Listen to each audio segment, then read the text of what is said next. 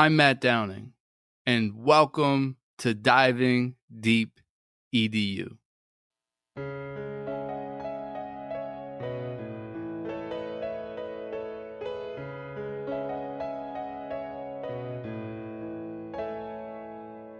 Curious conversations with all types of peeps. Encouraging innovation, we are diving deep. Certainly education is what we like to speak. Fervent with dedication, now it is time to teach. Yeah.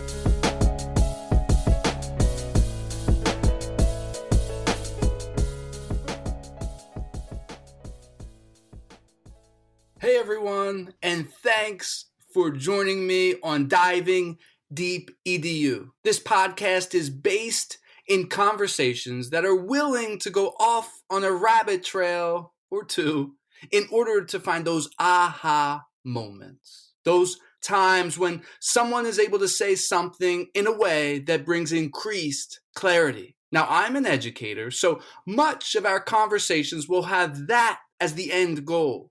How can the things that we are talking about help us to dive deeper into educational practices? Thanks for tuning in.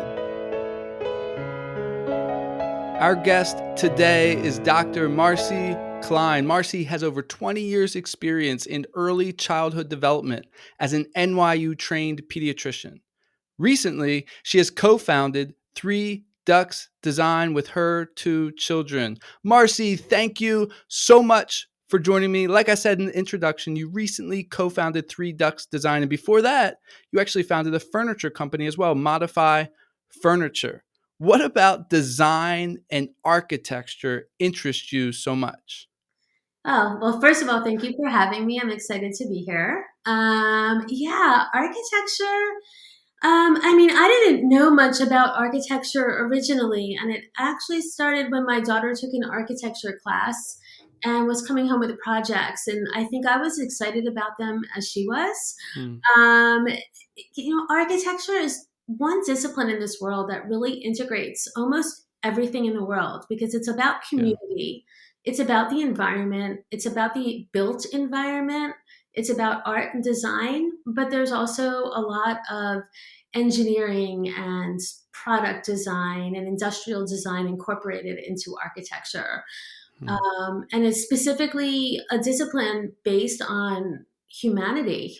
So I just think it's so deep and so interesting because there's so many facets of it that all come together in one discipline. Yeah, oftentimes concepts like the ones that you mentioned and those ideas in design and architecture are really reserved for the university, right? Many kids in K-12 school systems aren't getting that. But what can K-12 school systems learn? What do you think that they can learn from architecture and design concepts? Yeah, gosh.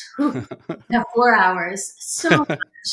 One of the things about architecture that I find is so great for the K-12 environment is, there are a few, of course, but just the creativity, and open-endedness. It allows kids to really expand their creativity and their imagination. There's no right or wrong. It's not like a hard science where you get a formula wrong and you get the answer wrong. Yeah. There's no right or wrong with architecture. There's only opinions and feelings. And that's one huge component that I think is missing a lot in K-12. So I think that that is a huge benefit of architecture.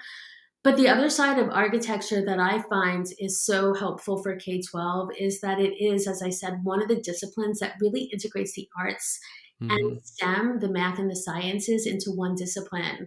So when you're in a classroom with 25 students, they're all different types of learners, and they have all different skill sets, and they have different challenges.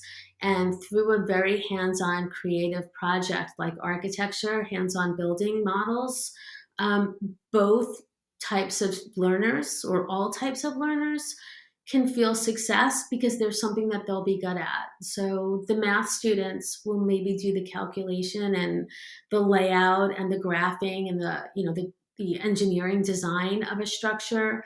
And then the artists in the class will really come up with the design, like the design elements and how people use that space. And then the people that are really good at research might research the community and the cultures and the Mm. natural environment, the animals in that community. So really, through architecture, all types of students can be engaged and feel success in the project. Yeah, recently I was listening to a TED talk from an architect. He was talking about the need to allow buildings to breathe. It was really interesting. He was talking about buildings and architecture as living and breathing entities. And this is really important, especially in regards to COVID, right? Allowing the buildings to breathe. What has COVID taught you, as you think about that in respect to architecture and design? Yeah, no, I mean, I think what the person who did the TED Talk said was very true. I mean, through architecture and design, I mean, it's about taking what's out there, like, putting everything in, like all the challenges, all of the Mm, wonderful things about your community, all the difficult things about your community, and solving that problem in a space that works for everyone and for the mm, environment. So, I mean, what an amazing design challenge for adults, but also for students. mm, How do we reimagine living spaces, breathing spaces, the built environment mm, for something like a catastrophe like COVID, where mhm, everybody has to do 180 and rethink? I mean, co-working spaces, like mm. zap, and in 1 month they were gone. Yeah. Like how do we rethink? There's so much room for pivoting and rethinking and adapting in architecture and in design. So designing for that is just, I mean, it's challenging, but Mhm. so important. Yeah, I totally agree. You've been doing such a good job so far in our conversation of laying the foundation for our conversation, laying the foundation of the principles of architecture, the principles of design. But we've also been mentioning Three Ducks design and the fact that you founded it with your children. It's a wonderful product. I've interacted with it and I've used it with my kids as well. My kids recently talked about the way they would build a bridge. We were talking about it, and they brought up an idea, and it made a ton of sense. And I was a bit surprised at how much sense it actually made. So I asked them, I said, "Where did you guys even get that idea?" And they said, "Well, Three Ducks Design. We did this studio with some kids, and it was helpful, and it was great. It brought off a lot of light bulbs for them. It's a wonderful product." Tell us the story of the company. Yeah, so it started about 4 years ago. My daughter, who was, I believe, she was going into her senior year in high school, had taken an architecture class at Columbia University in New York City, and again fell in love with how she's really good at math and science, but it's not really her passion. Her passion is art, and this was one discipline where she could really put both of those to use. And she also, through her project, was required to do some CAD and some rendering, which she is deathly afraid of anything that Mm, reminds her of CAD before. But she wanted to learn it because she wanted to do a great job on her project, and she wanted to create this environment, and she just needed to overcome that challenge. And what she came home with was like, wow, this is such an amazing educational tool. It's so engaging, and it reminds me of building models with my little brother when we were like 3 and 5 years old. And I think that this is such a good exercise for younger children. And if we just added some geometry and some engineering thinking into all the cardboard buildings that we made when we were little, it would really be an educational product. And as the typical mom, like, well, if you found a problem, fix it, solve it. But she and her brother was younger. He was heading into ninth grade, and we had a 3D printer, and they designed these connectors that you're familiar with. yeah. But for the audience, they're just simple connectors that fit on all cardboard, and they are at different angles to allow children, and we've done it with kids as young as 3, to make incredibly complex three-dimensional structures out of any cardboard. And that was the original product. And I thought this was so cute, like a little business. My kids are starting together. And we went to the local farmers market, and lo and behold, like they sold out. Like every weekend. Like there were kids hovering the booth. Parents would literally leave their children with us and walk off and like go get like, what you get at a farmer's market, your latte, your vegetables, and they would come back and they would come get their kids. And we live in a small community. They all know I was like, I'm a pediatrician. Don't worry, it's okay. I have eyes on everyone. So they were safe, but it was an amazing thing to witness. And what I noticed was a few things, and this is what got me on board with Three Ducks, was number one, children that didn't know each other were playing together. In fact, children that didn't even speak the same language were playing together, and like they were best friends. And that was like a goosebump moment, because it's like these are connectors, but they're not connecting cardboard, they're connecting like people, which I thought was amazing. Yeah, that's cool. The other thing was that nobody in our booth had an electronic device. There were no phones on, unless the mom was taking a picture of the project. Nobody was texting. Like they were playing with their children. They were sitting on these little tiny IKEA tables and chairs, and they were literally playing with their 3-year-olds. So it was that, again, feel-good moment. And then the last thing that was really interesting was that teachers who happened to have been at the farmers markets just shopping for themselves were asking for hundreds of these connectors for their school. They're like, this would like save so much in duct tape, and I love this product, and we always use cardboard, and can you make us 100 of these? Or can you make us 200? And we were 3D printing them. So making 200 of them was not really like so much fun. But we wound up going up to about 4 3D printers going 24 hours a day, at which point we did a Kickstarter campaign to get an injection mold and really get manufacturing. And then we added cardboard, we do LED lights. And I mean, we've grown from there. My passion is the content, creating the design challenges and the lesson plans, like your children did that bridge challenge. The original lesson wasn't about bridges and like cars going over a bridge. They had to do with like an animal crossing to prevent animal death in the Trans-Canadian Highway. So it's all about creating solutions for real people, real animals, real communities. And that's the kind of content that I create, very heavy on sustainable development goals. Yeah, one thing that you didn't mention in your description of the company is that you have a medical background and you're a licensed pediatrician. Now, you didn't get fired, you didn't get kicked out of the hospital. What caused you to leave the medical field and embark on this journey? Yeah, well, so I did have a little interim period where I was trying to build a furniture company. And I think the reason why I was doing that on the side isn't because I specifically have a passion for furniture, but I really love the idea of product design and engineering design. And I wasn't being fulfilled in my pediatric career on that side. So we had a little factory and I was making furniture. So we already had and I had done a website and other stuff. So I had that on the side. So it was an easier transition to go into this field. But really what Three Ducks does for me is it takes everything that I learned about starting a company and entrepreneurship and all of those challenges and the creativity that goes with it, and everything I know from 20 years of working with kids and 21 years of bringing up my own children. Yeah. And I could put those two together. And I had our furniture company never took off, but the whole entrepreneurship experience was so incredible for me.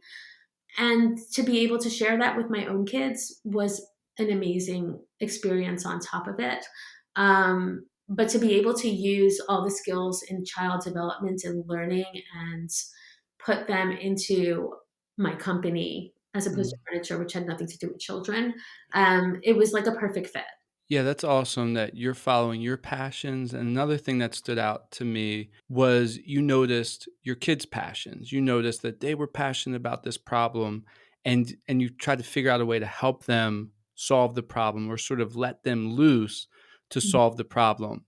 How do we, right? Our listeners are listening to us talking, they're educators, they're parents. How do we as educators and parents tap into kids' interests?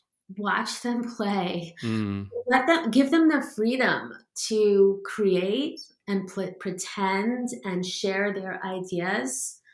Let them be different than what the school wants them to do or what the standards needs them to do, but they need that breathing room, Yeah. project-based learning or inquiry-based learning, call Mm-hmm. it what you want. I mean, that's what I'm so passionate about our product, but you don't need our product. I mean, literally, my children learned the skills that they needed when they played with cardboard. We made doll houses with pulleys and elevators. That was their passion. I mean, Mm-hmm. other children's passions may be completely different, but giving them the room to explore their own passion and then fostering that and Yeah. not pigeonholing them into one specific area. I mean, like so many kids go into sports, and if they're passionate about that's great, but then there are some kids like they change their ideas over Mm-hmm. time, but somehow they've gotten pigeonholed into this one pathway, and it's like they Mm-hmm. can't get out. And I feel like revisiting, opening up the door for them to be able to explore other directions repeatedly is really important. And then Yeah. supporting them in those ideas, even if they're not something that a parent or a teacher might think is going to be, quote, useful for the future. Mm-hmm. You never know, you know, um, what they're going to do in the future. So, some people might not think is a good career choice. You don't like that experience is still important, and they'll take those experiences with them in whatever career choice they use.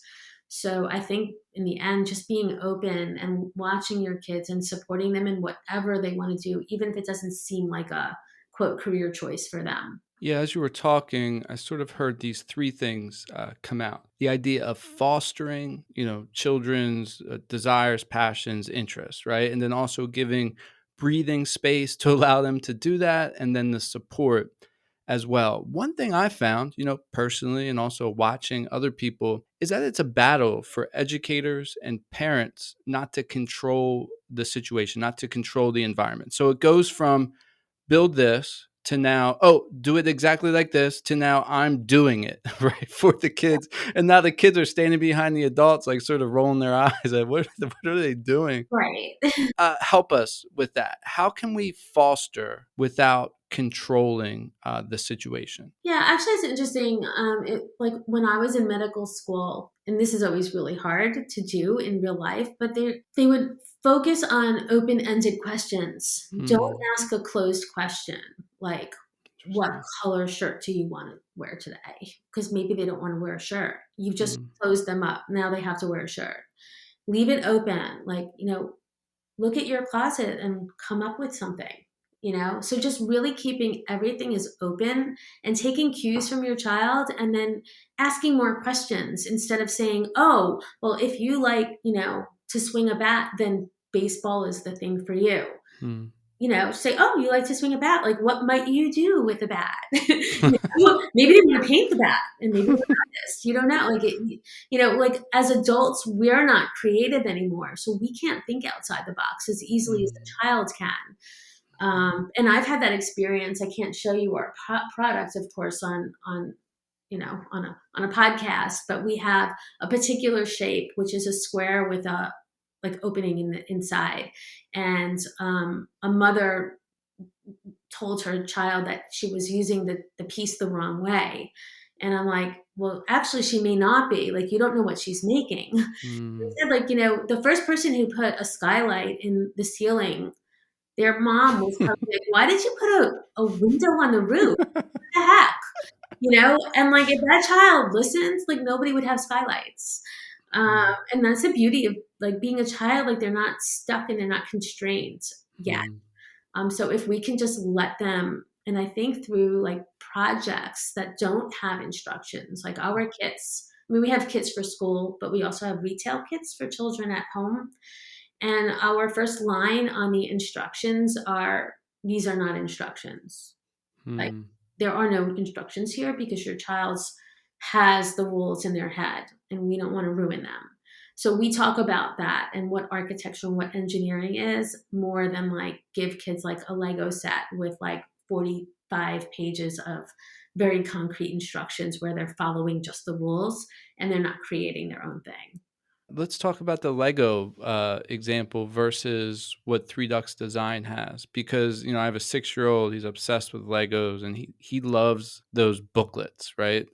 So what's the difference in the thought process versus the Lego book following these directions versus the more open-ended? What can be the benefit of having that more open-ended environment? Yeah, well, I mean, I think both are important. I mean, Mhm. you need to learn rules and you need to be able to follow directions. I mean, if you bake a cake, you have to be like, that, right? There's a reason for rules. So, I mean, like, it's not to say that that's not of value. Yeah. But the open-ended component, and that's where real creativity and innovation and like, people are talking about 21st century Innovation. skills and the jobs of the future. We don't even know Mhm. what they're going to be, and artificial intelligence is going to take over everything. Well, artificial intelligence will never be creative. Like, it's not Yeah. designed to be creative. It's designed to do algorithms. And Mhm. creativity is like the opposite of that.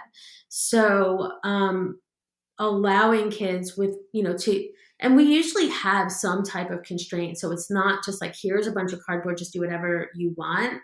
We give kids a leading question. Yeah. Like, you're designing a children's hospital and we want plants in the hospital, and like come up with all the reasons why we would want plants and where would you put them, So we ask children to kind of we give them a little bit of a challenge, and then we let them go crazy with their creativity within the confines of that challenge. Hmm. So, for example, like our tiny house challenge, there is a constraint. It has to be under 150 square feet and it has to be under 14-foot ceilings.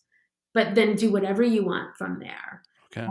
So it gives them the math and the geometry and the calculating. So they're learning all those important skills. They actually, Hmm. in our challenge, have to calculate the cost of the materials that they use. So they have to figure out surface area. But that's it. But the design of the space and how people walk through the space and how they use it and how they're going to create multifunctional furniture because there's not enough room for a bed and a table. Oh, interesting. That's where the creativity comes. Yeah. So what we're creating is not like a complete free-for-all, pure open-ended. We pose a question, just like they're going to have to do in the real world. So Mhm. we have to design, a community center. Like, there's going to be constraints, within that community. What does that community center need? They're going to have to be able to do the whole design thinking process, do the ideation, do research, come up with a solution. That's where the creativity and the brainstorming come in. And then using the design thinking process, build it, prototype it, Mhm. reevaluate it, and then go back around and redesign it based on your evaluation or your feedback from other people. Those are Mm. skills that people need every single day in almost every job they could possibly imagine. So those are the skills that we want to train kids to do. And the other side of it is learning what does not work as opposed to being wrong and getting a wrong answer. So let them discover that something doesn't work by trying it, as opposed to being told that they failed because they got it wrong. Hmm. It's a big difference between those two, and a lot of it has to do with ego building and and supporting a child emotionally, and giving them pride, as opposed to deflating them when they get the math wrong. Yeah, I love how your work is highlighting innovation, it's highlighting creativity, it's highlighting problem solving. And that example was wonderful, the one with the tiny house. Would you be able to share another example? So, that tiny house, you sort of posed a problem and then you gave two constraints in that example. What's another example, as well as including the constraints in the example? Sure. So that particular, the tiny house is like if you're going to go with like a school environment, the academic component of it is geometry and Cool. we have the Modern Zoo Reimagined Challenge, which is one of students' favorite projects. Hmm. And that is, there's 5 different animals in the zoo, and each animal enclosure has to be redesigned. So what we do is we have, like, say, the tiger. The students need to do, it's a Bengal tiger. So they have to start by doing research on the Bengal tiger. What's his natural environment? What does he eat? What kind of health issues? So there's a constraint right there. Like, they have to design the the enclosure for the tiger based on what a tiger needs. So there's one constraint. The other Mm. constraint that we built into that is that each enclosure requires that the student make a simple machine. So for the tiger cage, it's an inclined plane to allow the tiger to get up into the tree, because that's where tigers like to hang out and feel safe. So we're putting design thinking and creativity and fun, because every kid loves to make animals out of our Mm-hmm. product. But we're also incorporating, nature and life science in there. We're including research, because they have to research the animal. And then we're including a simple machine. So they're getting engineering design, and they're also doing the whole trial and error. So each animal, like the elephant, you need to create a pulley, because as they learn from the research, the elephants like to eat from trees. And so putting food in a pail and bringing it up the tree with a pulley system allows the elephant to feel like he's in his own natural environment when he's really just eating out of a pail. So, but that they learn a pulley system, so that would be the constraint.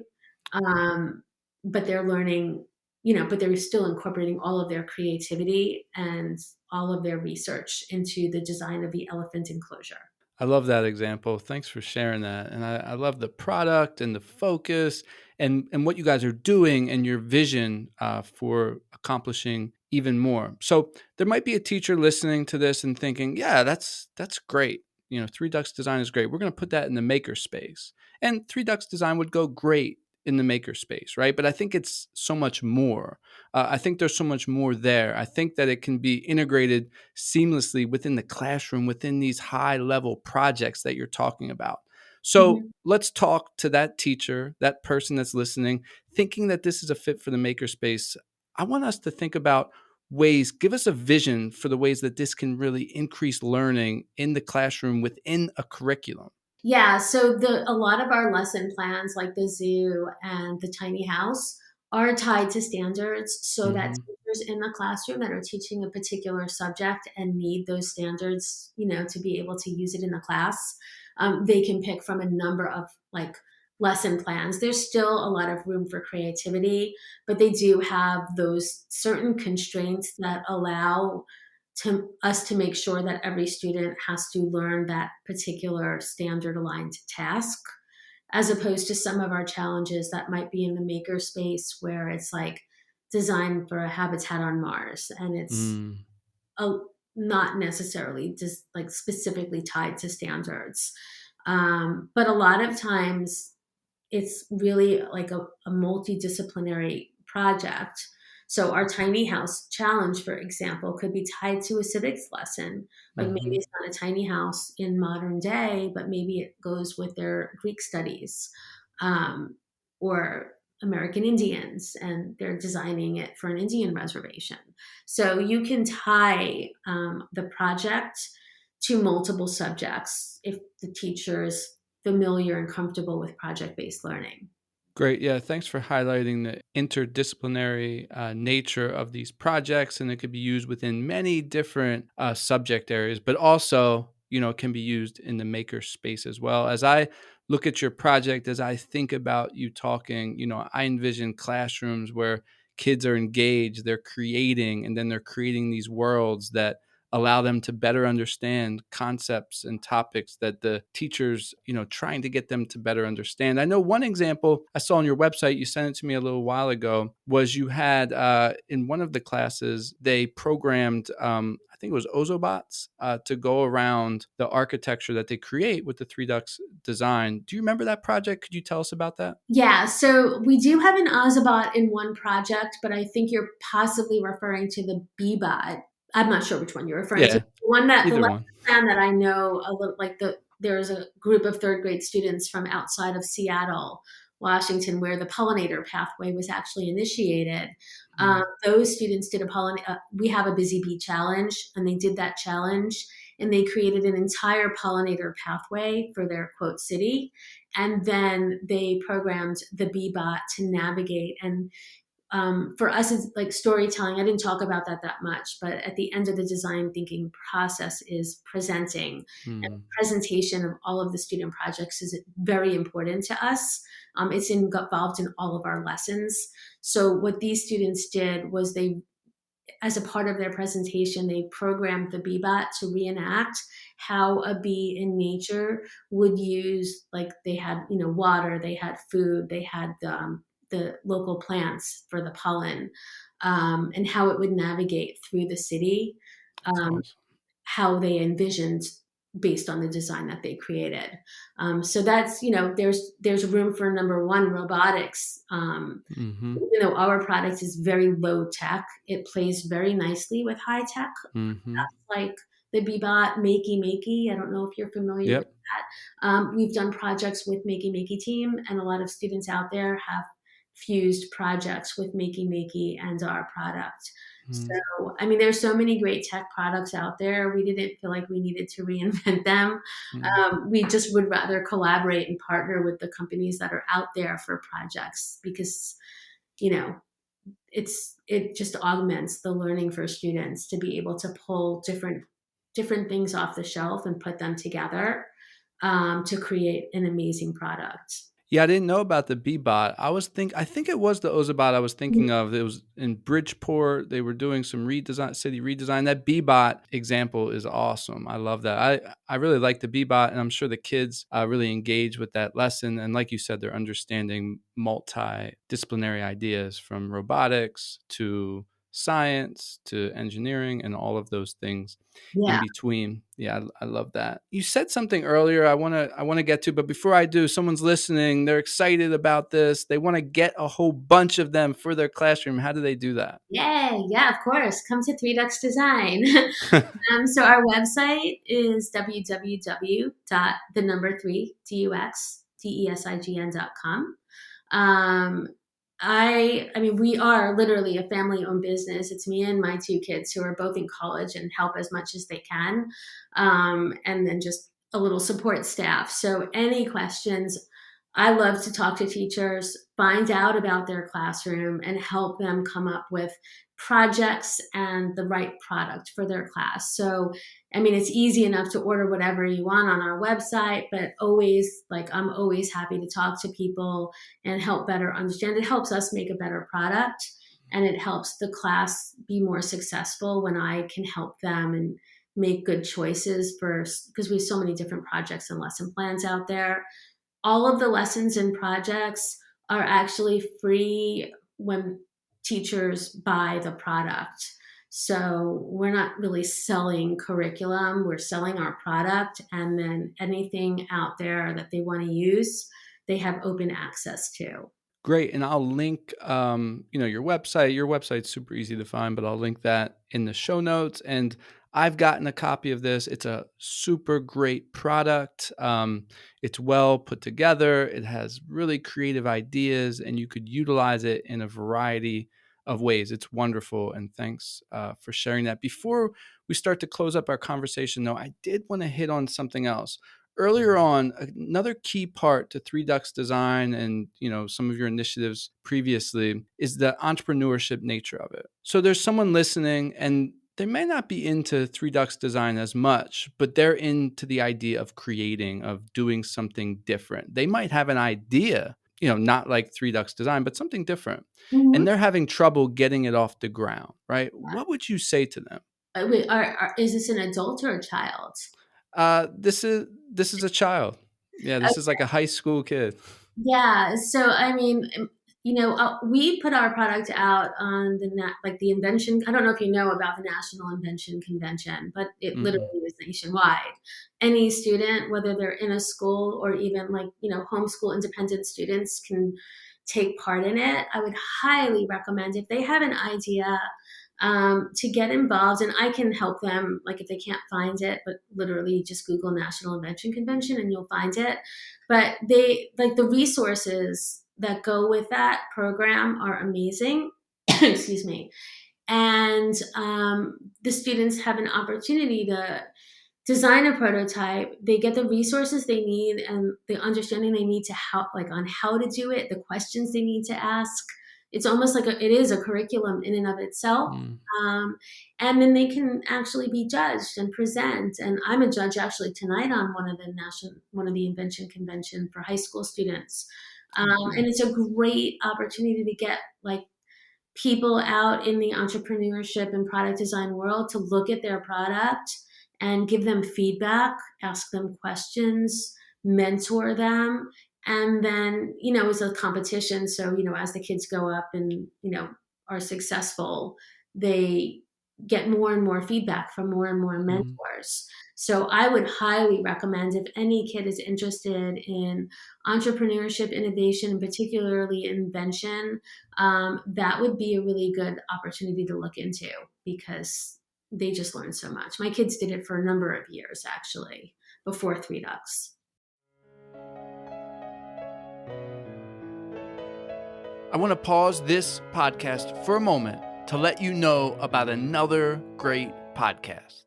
Hey everyone, my name is Mike Dunn, and I'm one of the co-hosts of Rethinking EDU. Our podcast is a roundtable discussion about education possibility. We talk with professionals from around the country who are doing groundbreaking work reimagining and remaking schools. Come check us out at rethinkingedu.co or wherever you get your podcasts.